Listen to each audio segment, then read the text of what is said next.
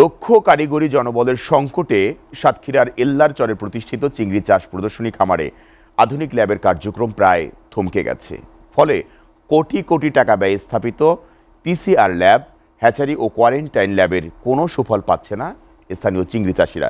এতে অকেজো হওয়ার ঝুঁকিতে পড়েছে আধুনিক যন্ত্রপাতি। তবে দক্ষ টেকনিশিয়ান চেয়ে ঊর্ধ্বতন কর্তৃপক্ষকে দেওয়া চিঠি এবং এই চিঠির মাধ্যমে দিয়েছিল, এটি জানিয়েছে মৎস্য বিভাগ।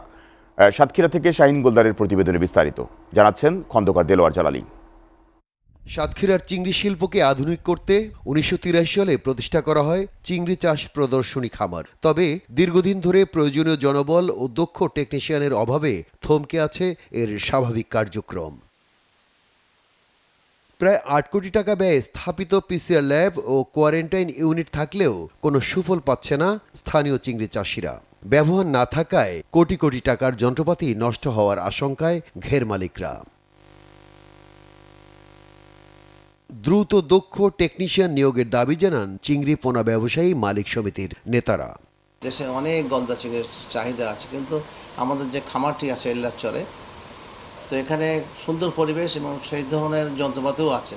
আমরা যদি এর জনবল বৃদ্ধি করে এক্সপার্ট নিয়োগ করে যদি আমরা সেখানে এই গলদা চিংড়ির পোনা উৎপাদন করতে পারি, তাহলে নিম্নমানের পোনা যে পার্শ্ববর্তী দেশ থেকে আসে এগুলো আসবে না এবং এখানে কিন্তু সারা দেশের মধ্যে যে পোনার চাহিদা আছে পূরণ করতে পারবে।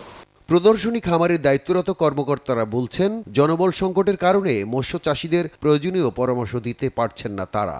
দক্ষ টেকনিশিয়ান আমাকে হেল্প করবে, আমি চাষিদের ভালো একটা পরামর্শ দিতে পারবো। পাশাপাশি আমাদের যে তখন যারা বাগদা চিংড়ির পিএল নিয়ে ব্যবসা করতেছে তারাও কিন্তু সচেতন হয়ে যাবে। জেলা মৎস্য বিভাগ জানিয়েছে, দক্ষ জনবল চেয়ে ঊর্ধ্বতন কর্তৃপক্ষের কাছে এরই মধ্যে চিঠি পাঠানো হয়েছে।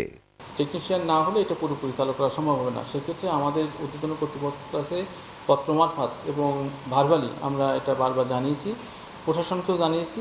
অবিলম্বে জনবল নিয়োগ দিয়ে আধুনিক এই ল্যাবটি পূর্ণাঙ্গভাবে চালু করা হবে, এমনটাই প্রত্যাশা দক্ষিণ পশ্চিমাঞ্চলের চিংড়ি নির্ভর হাজারো চাষির। খন্দকার দেলোয়ার জালালী, এসএটিভি নিউজ ডেস্ক।